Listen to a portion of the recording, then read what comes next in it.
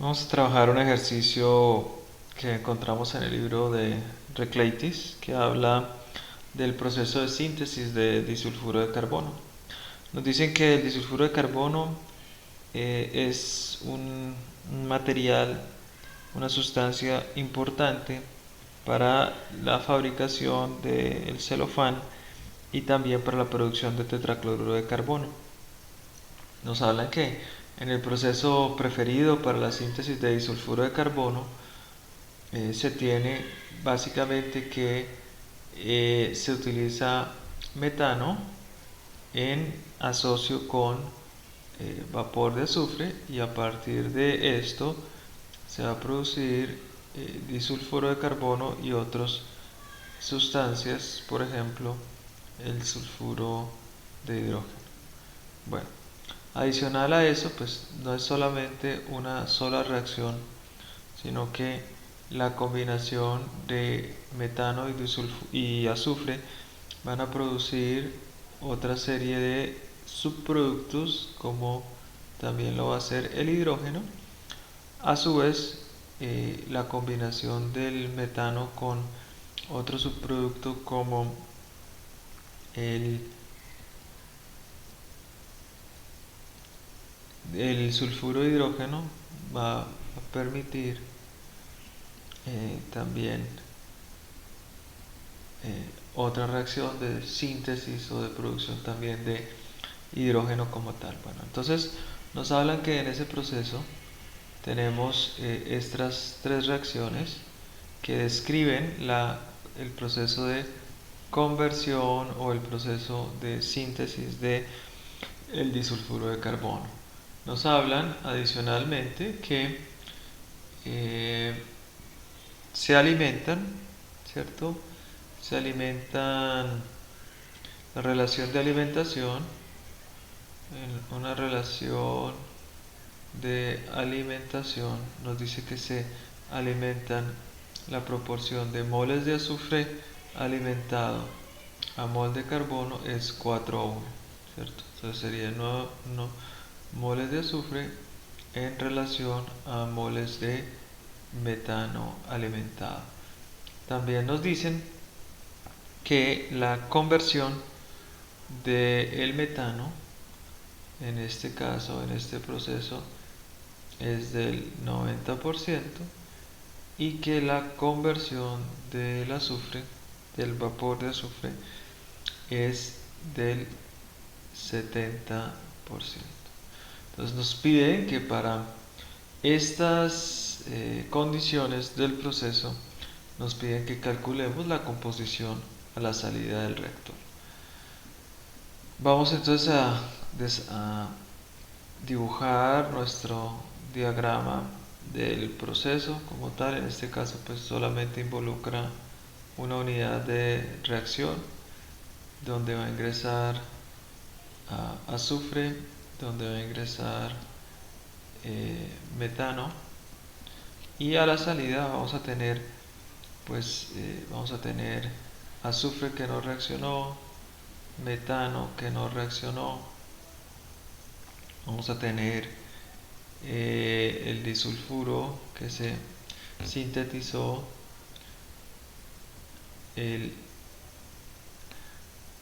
sulfuro de hidrógeno que se generó también, y vamos a tener adicional a eso nuestro hidrógeno que también se ha generado debido a los procesos de, de reacción.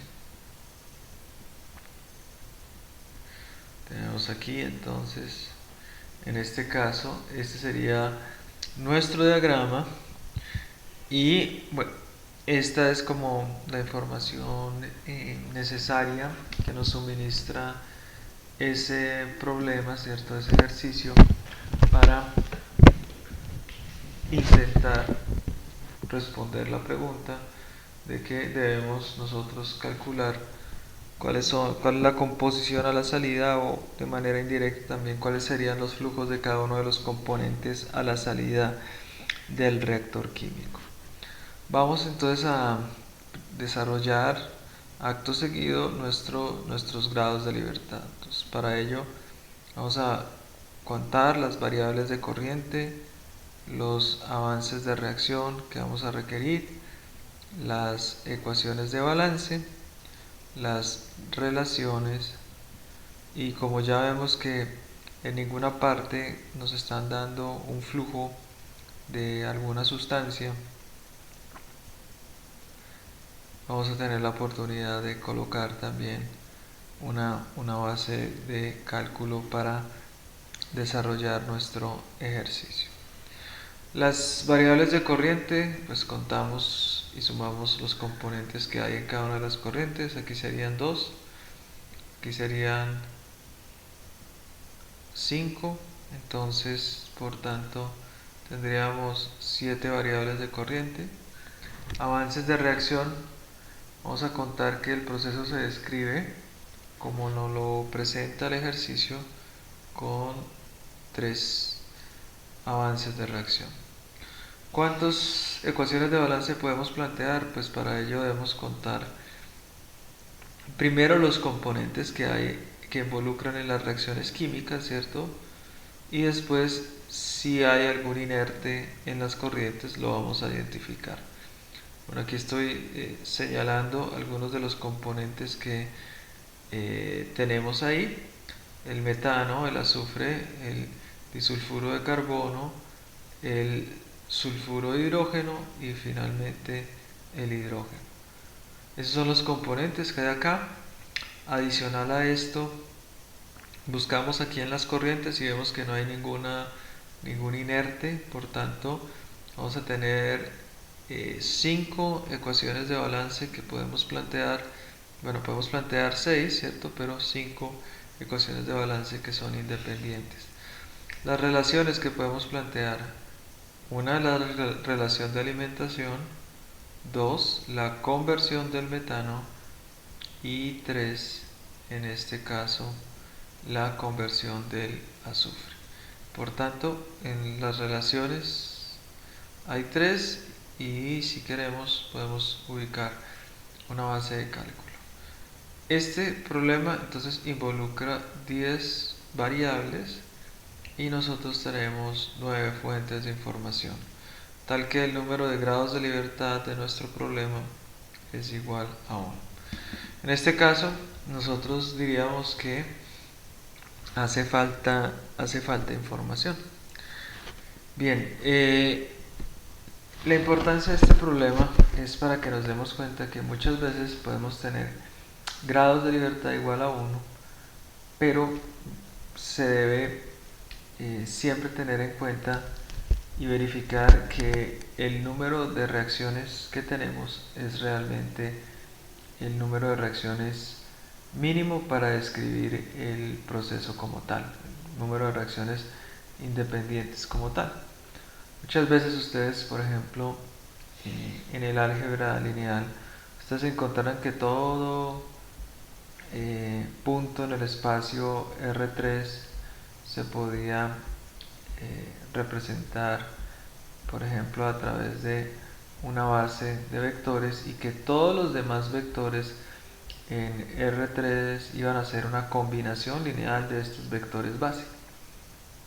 Bueno, de manera similar, muchas veces la información que nos presentan algunas reacciones químicas es redundante. Cuando hablamos de información redundante es que no son independientes, sino que algunas reacciones pueden ser combinaciones lineales de otras, y por tanto lo que están haciendo es introduciéndonos una nueva variable, ¿cierto? Una nueva variable, incrementando el número de variables del problema de forma injustificada. Por eso entonces nosotros lo que necesitamos es hacer un análisis de la independencia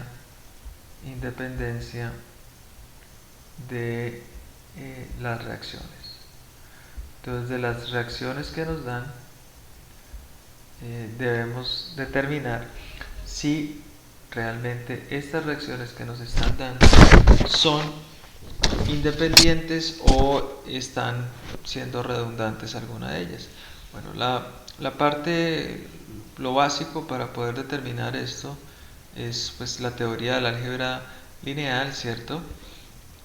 donde lo que vamos a hacer es primero escribir lo que es la matriz estequiométrica, donde esa matriz estequiométrica, cada columna, ¿cierto?, va a corresponder a una reacción química y cada línea va a corresponder a uno de los componentes que participan en el sistema reactivo. Entonces podemos ordenar de la siguiente manera nuestras sustancias que participan, ¿cierto? Y vamos a escribir entonces la reacción 1, la reacción 2, la reacción 3. Con ayuda de los coeficientes estequiométricos de las reacciones vamos a armar pues cada una de las reacciones químicas, ¿cierto? Entonces el coeficiente estequiométrico del metano sería -1, ¿cierto? El del azufre -4, el del disulfuro 1, el de el sulfuro de hidrógeno 2, y el hidrógeno no participa en la primera reacción. Entonces esta reacción lo que me está diciendo es metano que reacciona con 4 moles de azufre va a producir disulfuro de carbono más sulfuro de hidrógeno, que es precisamente esta primera reacción. Así vamos a escribir la segunda reacción, que nos va a decir que el metano se va a combinar con 2 moles de azufre para dar 1 mol de disulfuro de carbono y adicionalmente 2 moles de hidrógeno. La tercera reacción me va a decir que el metano se va a combinar con sulfuro de hidrógeno, ¿cierto?, para generar disulfuro de carbono y más eso generar 4 moles de hidrógeno. Aquí estaría. Entonces esta se conoce como la matriz estequiométrica. Ahora, ¿cómo hacemos nosotros para determinar si las reacciones son independientes? Pues vamos a operar, ¿cierto? Vamos a operar sobre las columnas, ¿cierto? Cada una de estas columnas es un vector de reacción y tenemos que verificar que ninguno de estos sea una combinación lineal de los otros vectores. Sí, es muy similar, por ejemplo, a este caso del R3. Por ejemplo, si yo tuviera estos vectores 0, 1, 0, 0, 0, 1 y más eso me dan un vector que es 3, 5, 7. Yo sé que este último vector, por ejemplo, puede ser una combinación lineal de estos vectores. Si yo multiplico el primero por 3, el segundo por 5, el tercero por 7, ¿cierto? Si yo opero sobre cada uno de estos vectores y después los sumo, voy a obtener este último vector de acá. Por tanto, este de aquí pues es una combinación lineal de los demás. Así, en este caso, en el caso de las reacciones químicas, lo que vamos a hacer es operar sobre las columnas, ¿cierto? Y verificar y tratar de buscar si son combinación lineal o no. Entonces, ¿cuál es la técnica? Pues es una reducción del arreglo, donde la idea es llevar esto por operaciones, ¿cierto?, a una forma donde generemos una diagonal principal de unos, ¿cierto?, y de fuera de la diagonal esto 0, es decir, reducirlo en la parte superior a una identidad más un complemento. Si resulta que termino de diagonalizar esto, ¿cierto?, y no logré yo volver 0 alguno de estos vectores, eso implica que las reacciones, las tres, son independientes. Caso contrario, si a partir de esa diagonalización yo descubro o vuelvo alguna de esas columnas 0, eso implica que voy a tener que las reacciones son independientes. o esa reacción es dependiente como tal, o alguna de ellas es dependiente. Bueno, entonces vamos a hacer esa reducción de orden. Acuérdense, operamos sobre las columnas. Bueno, en este caso, nuevamente seguimos manejando la primera línea para el metano y así sucesivamente. Entonces, la primera cuestión que vamos a hacer es multiplicar por -1 para volver este primer término 1. Entonces nos va a quedar 1, nos va a quedar 4, -1, -2 y 0. Ahora, este de acá se lo voy a sumar a R2, ¿cierto? Entonces, ya en nuestro caso voy a sumar R1 a R2, tal que lo vuelva a 0. Así que bajo esta circunstancia sumo este vector R1 a este vector R2 y voy a obtener 0, voy a obtener 2, 0, -2 y 2. Entonces fíjense que ya volví, estoy haciendo la diagonalización, entonces este vector de acá, ese primer componente de ese vector, pues se vuelve 0. Lo mismo voy a hacer con R3. Para ese caso también sumo R1 a R3. Entonces aquí voy a obtener 0, voy a obtener 4, voy a obtener 0, voy a obtener -4 y voy a obtener 4. Ok, listo. Entonces fíjense que ya acabé con esta primera línea. Ahora la idea es volver a este segundo término 1 y los que están al lado 0 y 0. Listo. Entonces para ello vengo acá y lo que hago es divido este segundo vector entre 2, ¿cierto? Entonces coloco este R2 acá. Si divido cada una de las componentes entre 2, voy a obtener 0, 1, 0, -1 y voy a obtener también 1 aquí. Ahora lo que hago es voy a sumar R2. Este R2 voy a operar inicialmente con R3, ¿cierto? Entonces ya me doy cuenta que si yo multiplico este R2, lo multiplico por 4, si yo lo multiplico por -4, perdón, ¿cierto? Si yo lo multiplico por -4, voy a volver 0 y lo sumo a R3, voy a volver 0 esto, voy a volver 0 esto de aquí, 0 esto de acá.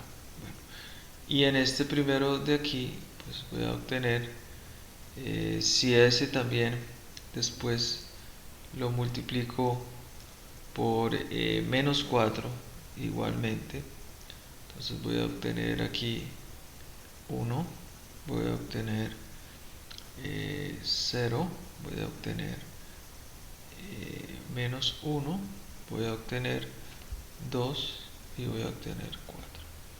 Miren que y aquí ya termino el proceso porque ya debería volver esta diagonal principal, ¿cierto? 1 y 0, pero miren que durante el proceso lo que sucedió fue que a medida que iba realizando este proceso de diagonalización, esta reacción de aquí se volvió completamente cero. ¿Qué nos está diciendo? Bueno, básicamente que esas tres reacciones, dos son independientes. Por ejemplo, yo podría representar este mismo sistema no con las tres reacciones, sino con las dos reacciones primeras. O también podría, a partir de esta matriz, esta información que tengo acá, de este resultado que obtuve, también armar dos reacciones independientes. ¿Cuáles serían esas reacciones independientes? Pues esta R1 que me dio aquí y esta R2 que me dio acá. Puedo escribirla de tal manera pues que me va a quedar el valor de el disulfuro, ¿cierto? Si yo armara eso, pues me va a quedar eh, los que son productos van a ser positivos en la reacción y los que son reactivos van a ser eh, negativos. Bueno, en este caso, la reacción, el producto sería, en nuestro caso, perdón, aquí es menos, ¿cierto? En nuestro caso, tendríamos el CS2, ¿cierto? Disulfuro de carbono, más 4 hidrógeno, que van a generar eh, metano, más 2 de H2S. Y la otra reacción, que sería esta R2 que nos quedó al final, sería hidrógeno. Se produce, bueno, tendríamos en nuestro reactivo, tendríamos este de acá, ¿cierto? Que sería H2S, que va a generar azufre más H2. Este juego también es un juego de reacciones independientes, o sea, yo puedo elegir tomar esta reacción, puedo elegir tomar estas dos reacciones, las dos primeras, ¿cierto? O puedo elegir, por ejemplo, si me siento incómodo con esto pensando que el sentido es al contrario, pues también yo podría escribir metano más 2 de H2S, que genera disulfuro más 4 de hidrógeno, ¿cierto?